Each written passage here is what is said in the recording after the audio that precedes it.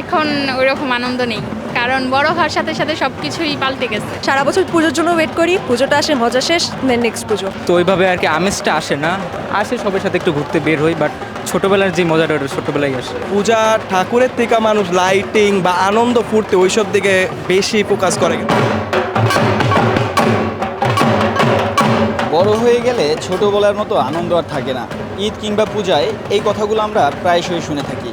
বর্তমানে রাজধানীর বনানীর একটি পূজা মণ্ডপে রয়েছে।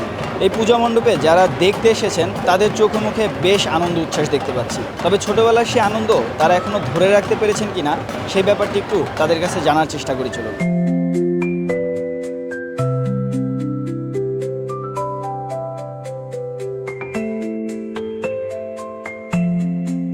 না, আগের মতো তো এখন না। আগে তো পূজা শেষ হলেই মামার বাড়ি যাব, বাবু বাড়ি যাব, দাদু বাড়ি যাব, সে একটা আনন্দ ছিল।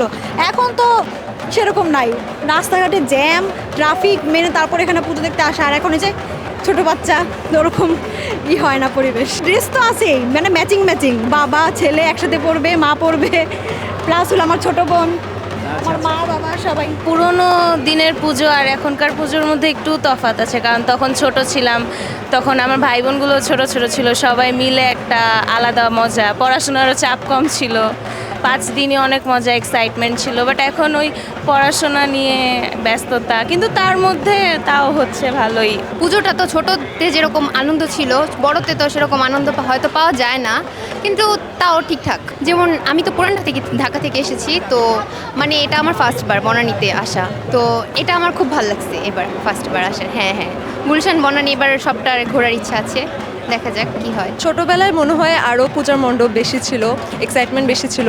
এখন এখন পরীক্ষা, আমাদের নিজেদের জীবন সব কিছু মিলিয়ে ওভাবে সময় করা হয় না, মার্কেট বা শপিং ওরকম সময় হয় না। তো সব মিলিয়ে পুজোটা মানে সারা বছর পুজোর জন্য ওয়েট করি, পুজোটা আসে মজা শেষ, দেন নেক্সট পুজো। এখন ওইরকম আনন্দ নেই, কারণ বড় হওয়ার সাথে সাথে সব কিছুই পাল্টে গেছে। কেমন যেন মানে মনের ভিতরে ওই অনুভূতিটা আসে না। ছোটোবেলায় যেই একটা পূজা দেখার আনন্দ, তারপর আমরা ফ্রেন্ড সার্কেলরা মিলে আসছি, মানে প্রতি বছরই আমরা ফ্রেন্ড সার্কেলরা বের হই একসাথে, সেম ড্রেস পরে, ঠিক আছে। হ্যাঁ, তো এই আনন্দটা আবার অন্যরকম, সেটা আবার ছোটোবেলায় ছিল না। ছোটোবেলার আনন্দ এখন পাওয়া সম্ভব না। উৎসব হচ্ছে বাচ্চাদের জন্য, শিশুদের জন্য। সো ওইভাবে আর কি আমেজটা আসে না, আসে সবার সাথে একটু ঘুরতে বের হই, বাট ছোটোবেলার যে মজাটা ওটা ছোটোবেলায় আসে। ঘুমিয়ে কাটানোরই নাই, অঞ্জলি নিতে তো বের হতে হয়, যদি না ঘুরি তাহলে অঞ্জলি, সপ্তমীর অঞ্জলি, অষ্টমীর অঞ্জলি, এগুলো নেওয়া। ছোটোবেলায় আমরা যেরকম হাসি খেলার মাঝে মাকে আমরা পুজো করতাম, দুষ্টামি করতাম, হ্যাঁ অঞ্জলি নিতাম সবাই একসাথে।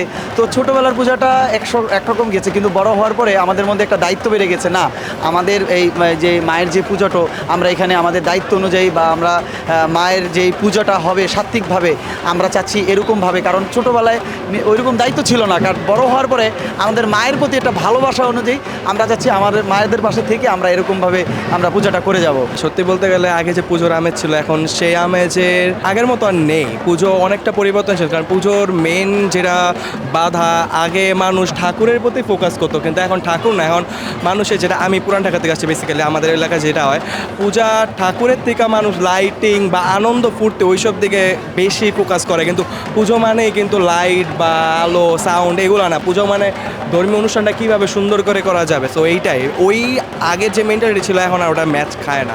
ইয়াং জেনারেশন সবাই চায় আনন্দ ফুর্তি এইসব। রাজধানীর বনানীর পূজা মণ্ডপ থেকে এখানকার যারা দর্শনার্থী তাদের অনুভূতি জানার চেষ্টা করছিলাম। অনেকেই বলছেন যে ছোটোবেলার যে পুজোর আনন্দ, সেই আনন্দটা আসলে এখন আর নেই, বয়সের সাথে সাথে আনন্দ কমতে থাকে, এমনটাই জানছিলাম এখানকার দর্শনার্থীদের কাছ থেকে।